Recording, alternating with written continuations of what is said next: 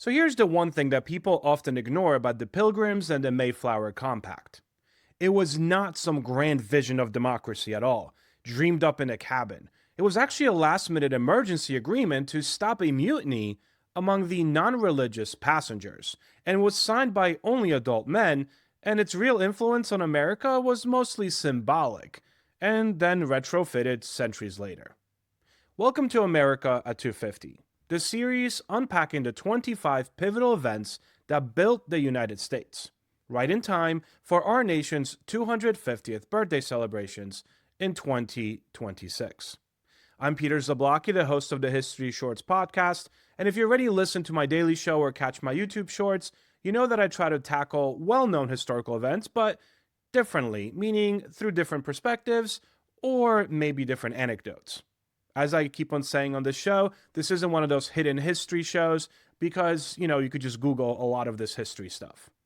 But it's more of like, let's dust off some of these old topics and see how we feel about them today.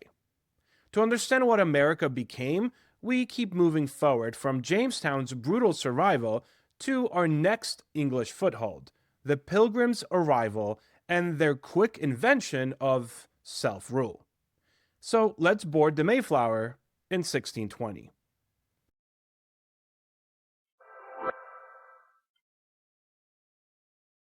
September 6, 1620, the Mayflower finally departs Plymouth, England, after delays and a failed sister ship, the Speedwell, leaked so badly that it had to turn back. On board are 102 passengers, about half religious separatists or pilgrims fleeing persecutions, and the other half are strangers, adventurers, craftsmen, indentured servants seeking opportunity or profit. So, very different groups of people. The total crew around 30. The voyage, 66 days of storms, cramped quarters below deck with no privacy, seasickness, shared chamber pots, and one berth, a boy, Oceanus Hopkins. He was born at sea. November 9th, 1620, land is sighted, Cape Cod, Massachusetts, far north of their intended Virginia destination, because they actually had a patent from the Virginia Company. So, yeah. The area is outside that charter's jurisdiction, so no legal authority from England applies here. Tensions rise immediately, perhaps because of that. The strangers argue, we're no longer bound by the Virginia Company rules. When we go ashore, we'll do as we please, and no one has the power over us. William Bradford, future governor, later writes of discontent and mutinous speeches. Rebellion threatens before anyone even steps off the ship. Now, to prevent chaos in this lawless new place, while waiting for a new patent from the Council for now New England, the Pilgrim leaders, likely William Brewster and others, draft a short agreement. November 11th, 1620, in the Mayflower's great cabin, 41 adult male passengers signed this deal. Pilgrims and strangers alike, no women, children, or servants. The document later called the Mayflower Compact. Well, it says a few things. In the name of God, amen, we do by these presents solemnly and mutually in the presence of God and one another, covenant and combine ourselves together into a civil body politic, and by virtue hereof to enact, constitute, and frame such just and equal laws, ordinances, acts, constitutions, and offices as shall be thought most meet the convenience for the general good of the colony, unto which we promise all due submission and obedience. Okay. It's brief, under 200 words, modeled on the Puritan Church covenants of self-governing congregations electing leaders. They elect John Carver as the first governor. The compact holds until Plymouth emerges into the Massachusetts Bay Colony in 1691.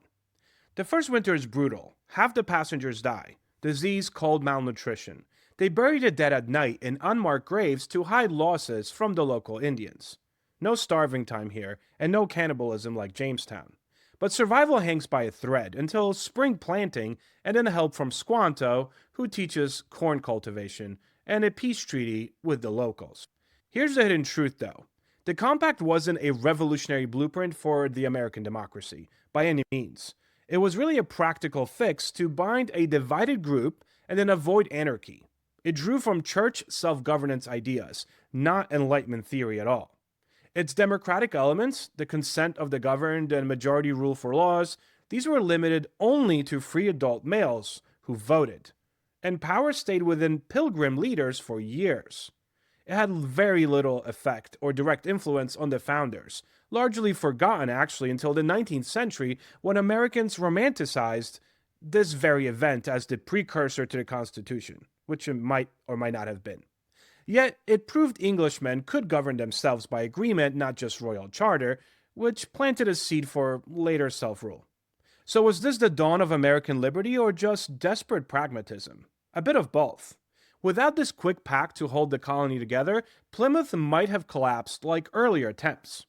It showed self-government could work in the wilderness, influencing the chain of events toward eventually independence. That's just about it for episode 3. If the idea that America's first constitution was really an anti-mutiny band-aid made you rethink Pilgrims, or how self-rule really started, then smash that like button or hit subscribe and turn on notifications so you don't miss the next, now 22, defining moments. One for every decade of America's 250-year story. Thanks for watching America 250. Drop a comment, myth or real foundation of American democracy. And what events do you hope to see on this list going forward? Let's keep this conversation going. See you next time, and thank you for watching.